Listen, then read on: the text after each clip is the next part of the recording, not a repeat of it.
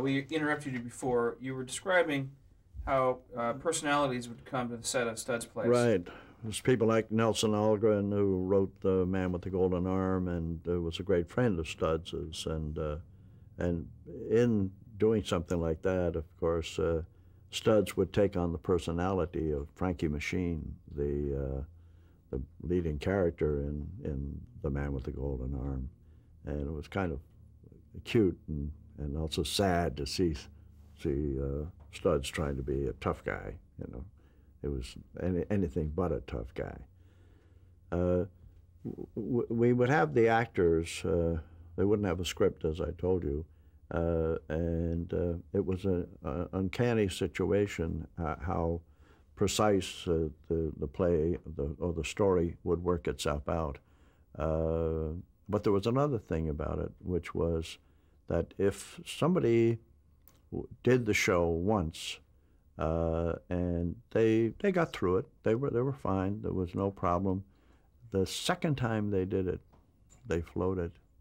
It was just second nature to them. It was just so easy because somehow, I don't know why that happened, but theorized that one of the reasons that it happened was that they didn't die after doing the first one, where they're, you know, up there without the aid of paddle or anything else. They're just out there the first time. Second time, it's not so bad being out there. As a matter of fact, it's kind of fun. Right. What do you do as a director to deliver these shows each week? It was, you know, to sit around the table, and I would read them about, three-quarters of the first page or half the first page of the outline. I would have read the outline. They had nothing, didn't know what the end of the story, and so we'd read up to that point of the treatment. And they would say, oh, and then they say, okay, up on your feet, and Studs, well, he might say, I'll be over here doing the bills or something of that nature, or I would make a suggestion where each one of them would be at that point, and then they'd start, and they just ad-lib, but according to this thing, the mailman they're all there, and they say, what's that under the door? And they say, oh, there's a letter. And did you hear? I didn't hear the mailman come. Did you? You know, and so they'd all chatter in that way, and they bring open and so on. So and so was coming, you know, to town, and the long forgotten sister of Grace, and so forth. And we'd go along that way, and I would see sometimes that they would be going in directions that had nothing to do with the rest of the story. So I'd pull them back from that a little bit. I said, that's not an area that we need to. Or at the end of doing the 4 or 5 pages, when they would ad-lib it through, we would have an hour-and-a-half show.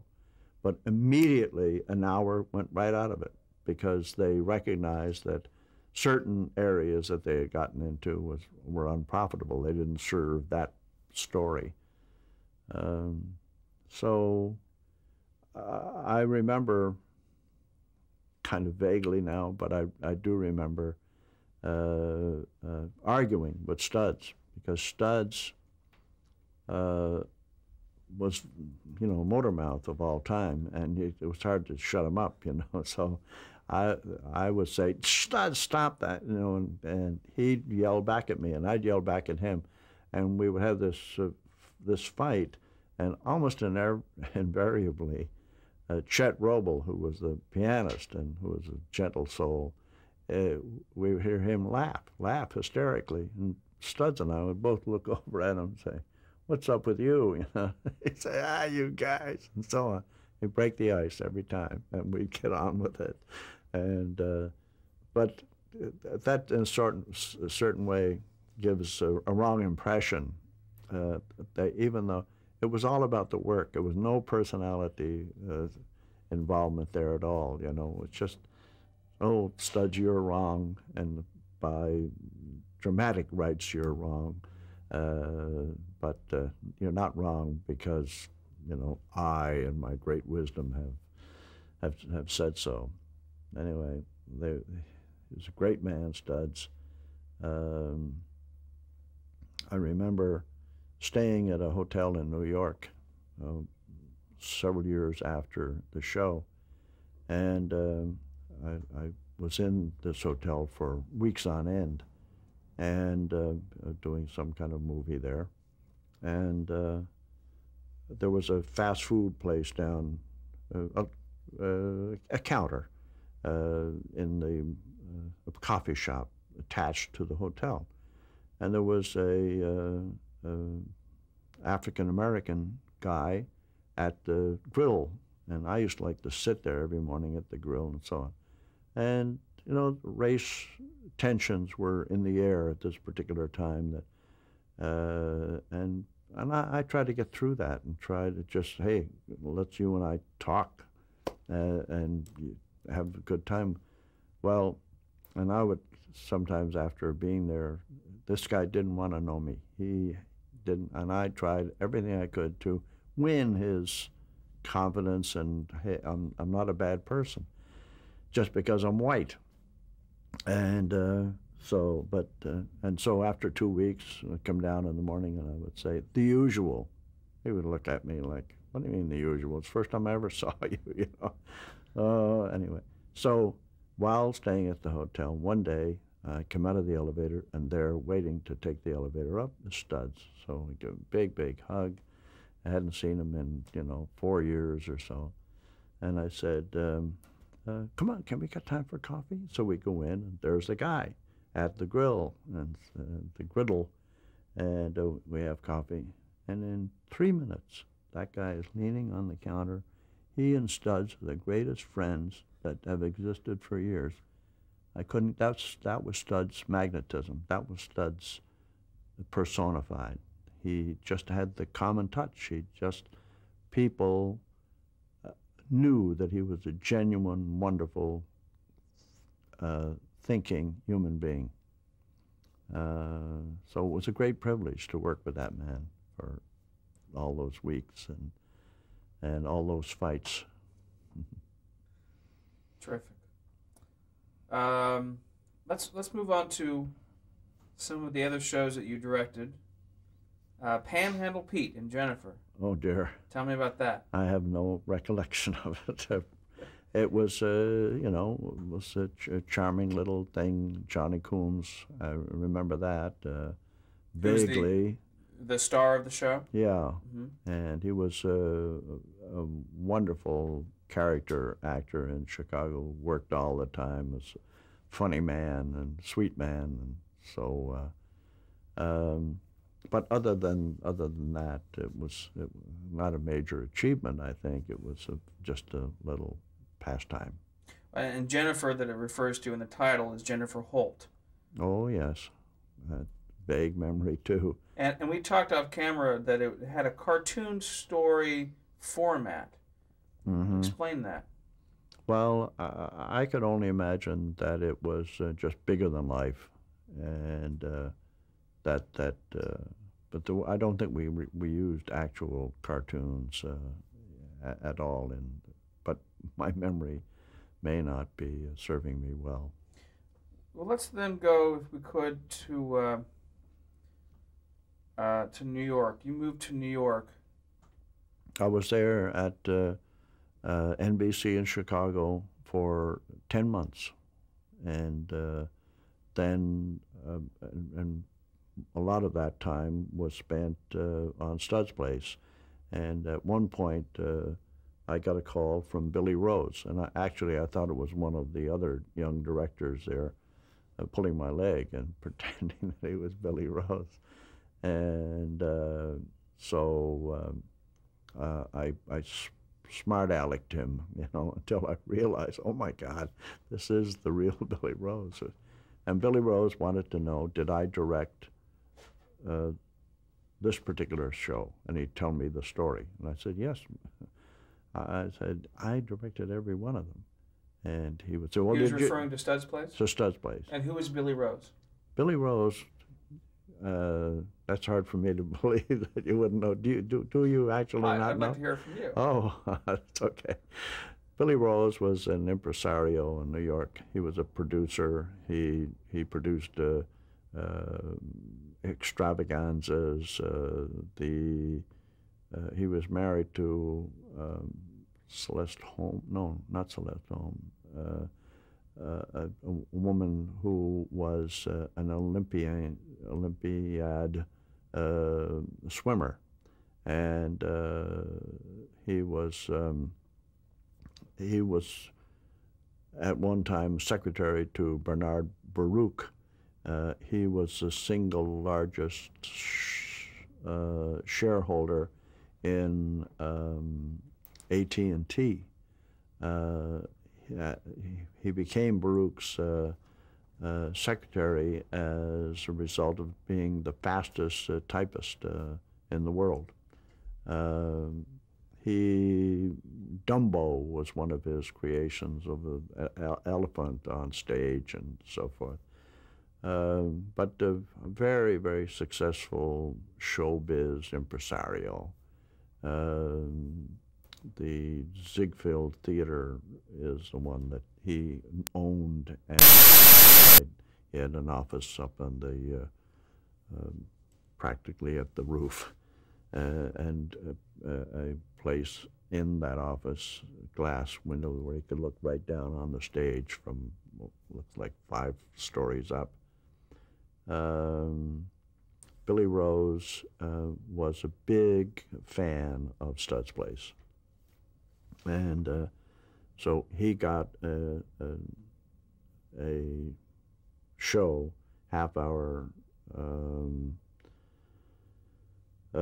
different stories each week based. Oh, he also had a column in one of the newspapers, the Daily News, I believe. Billy Rose. What was it called? It had something to do with rose, the bouquet of roses or something of that nature. And the show that we're talking about is called Billy Rose's Playbill, is that correct? I think probably so, yeah. Right. Billy Rose It was showed an NBC show. It was ABC, I thought. ABC? I thought so. We have NBC, but I don't know. Oh, really? I thought it was ABC, but I could be very wrong about that. But they'll take care of that.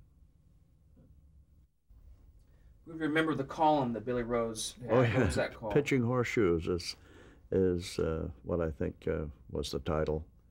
So he invited you to New York based on your directing experience on Stud's Place. It's on Stud's Place. And what show was that for? It was called the Billy Rose Show, or the Billy Rose Playhouse, and the producer. Playbill, I think. Playbill was the producer that he hired for it was a preeminent, incredible genius of a man by the name of Jed Harris, and I got to work with Mr. Harris, who was, highly regarded, but also regarded very much as a torrential, very, very difficult individual. And he was. It was a challenge, but we got through it. How do you, in general, certainly back then, how would you deal with people who had tempers, or who like to argue a point in that fashion to find ultimately what would be the finished product, or working towards a quality product? How do you personally handle that? Well, it was in the case of Jed Harris, he was an absolute genius. So there was, you had to go along with sometimes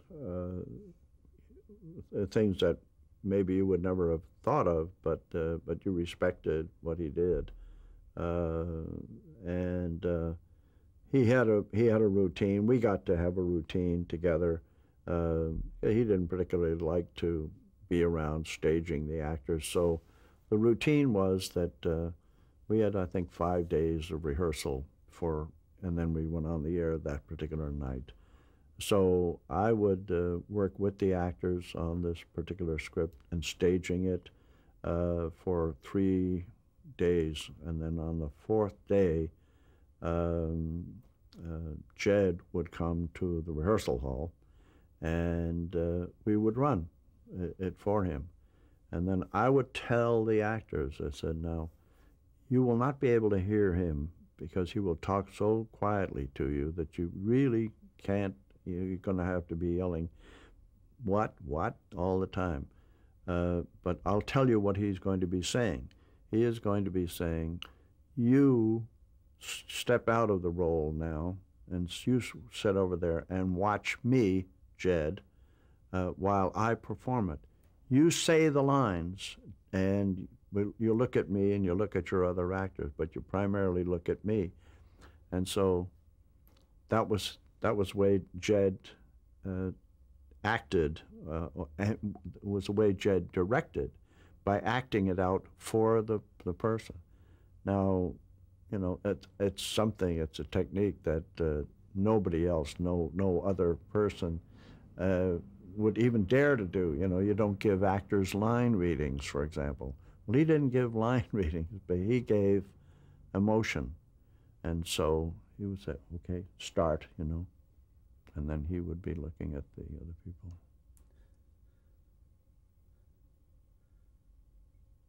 And act out everything with them while the other actors said the lines.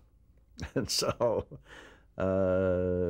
it was something that I abhorred in a way, but on the other hand, when you were as brilliant as he was, and it was, you know, he was the model for Laurence Olivier used as Shylock, you know, with the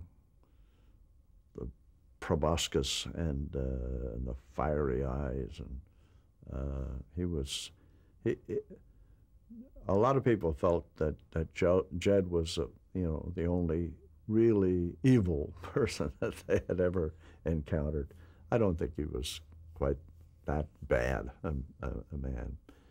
But you know, he directed the Crucible, the first incarnation of the Crucible on Broadway. But he did many other plays. Front Page.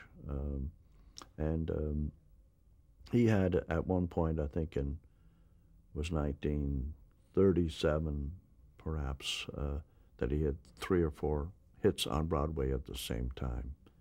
Brilliant man of the theater, no question about it. Well, you certainly over your career have worked with other brilliant artists and certainly the personalities, and I want to start talking about that in a little bit here.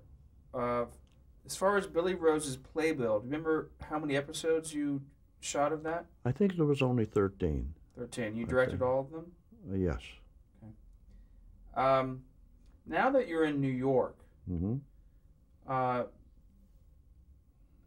love to hear what you thought of New York compared to Chicago. And there's a term that has developed over the years, where Chicago was Chicago School. Pardon me. Yeah, the Chicago School. The Golden Age. What does the Chicago School mean to you? It meant, in my own case, it meant sustaining. In other words, not the commercial. A smaller audience, more intimate audience, so a more and more caring audience, and so forth, that existed in New York. Also, just your fellow workers somehow had a mutual. It was kind of a mutual admiration society, and whereas in New York there was a lot of don't turn your back, because somebody would slip in a stiletto. So it was more difficult in New York emotionally. That's not to say to put it with great big brushes, but it had that element to it. Why do you think Chicago was important as far as television history during that time, and in regards to the programming? Well, you know, those programs were unique. There were several others that other than Studd's Place and the Garraway Show, but those were the key elements of that particular era that set it so very far apart from what existed in New York and L.A. Of course, when we were doing Studd's Place, that we were on the network, and the network was to St. Louis. It didn't go beyond. At that time, we didn't have the coaxial cable. Right. So, you know, people who grew up in those years on the West Coast never heard of Studd's Place, whereas it was really quite well thought of and had quite an impact. When Studd's, when we did our last show, at the end of it, Studd's stopped and walked through the fourth wall, if you will, and he walked right up to the camera and said, "This is our last show. And we hate to leave you, but but we'd like to hear from you," or whatever. About 10 days later, we were in Studd's apartment, and we were up to our knees in letters. It was just unbelievable, and we all the whole group, including wives and so on, sat around and just read these wonderful letters from doctors and college professors and so on. Just you know, not exactly you know, wanting the autograph and the picture type of audience at all. Just much more intellectual, if you will. So the show had affected them in some very deep way. Mm-hmm. I think that was a quality of early television anyway. You know, these people were now in your living room. That had never happened before. We're used to it now, but in those days, you know, the impact of having whoever it might be, Lucy or whoever, of course she was much later, but Studd's, having him in their house, I mean, he was very, very real to them.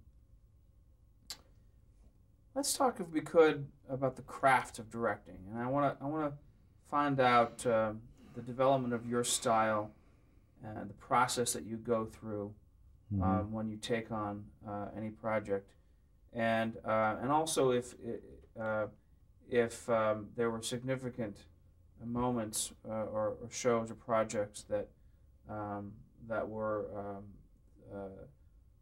an important step in your directing ability and talents. Let's talk about live television in particular. Start with that, and find out how, whether it's Studd's Place or the early shows that you did in New York, how would you as a director handle the cameras and the equipment? How would you take these pieces of equipment and tell a story?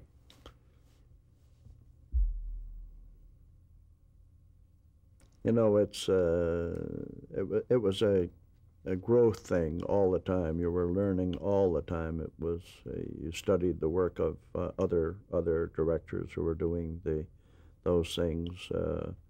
We did take courses at Northwestern when TV was just starting, and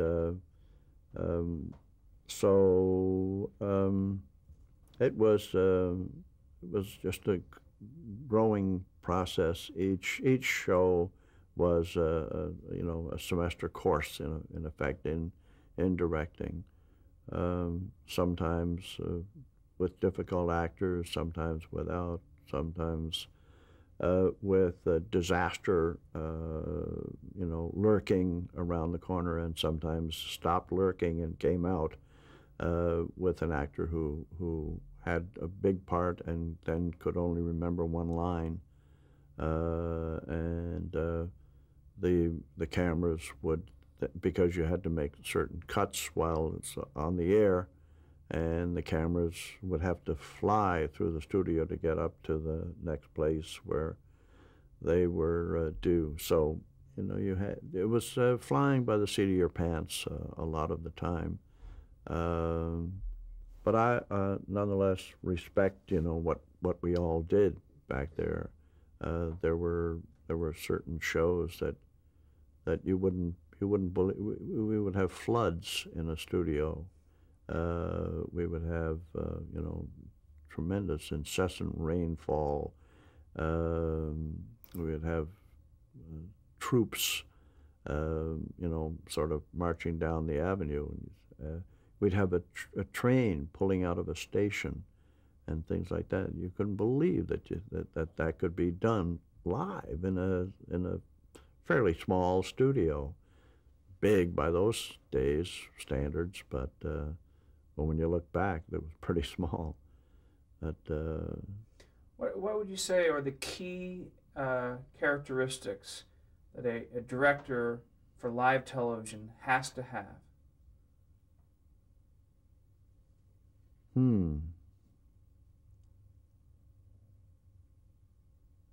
Live television. You know, that when I started, I would have the jumping heebie-jeebies, nerves at the ends of my fingertips as the clock, the hour, the clock kept ticking up to the point where we were going to be on the air. Would you be able to get through it without any mistakes? I don't think there was ever a time that I went through it totally mistakeless, because the vagaries were so very much felt all the way through. So some actor would have said a line incorrectly. That was enough. That was a mistake in that particular show. And maybe everything else was absolutely perfect, but so one characteristic could be the ability to remain calm and focused. Absolutely, and learn and know how to get oneself out of trouble by commanding a camera to abandon the particular shot in this particular scene, but get over in time to be able to be cut to across the studio. You know, looking back, I think it was you know, business as usual. That it's a story. You're telling a story, and you're telling a story with actors, and learning how to allow those actors to do their best work. All that applies today on film or non-live. So that was the main thing. The liveness was terrifying in a certain way, because a lot of things could fall apart, and sometimes did. I'll break you right there. Yeah.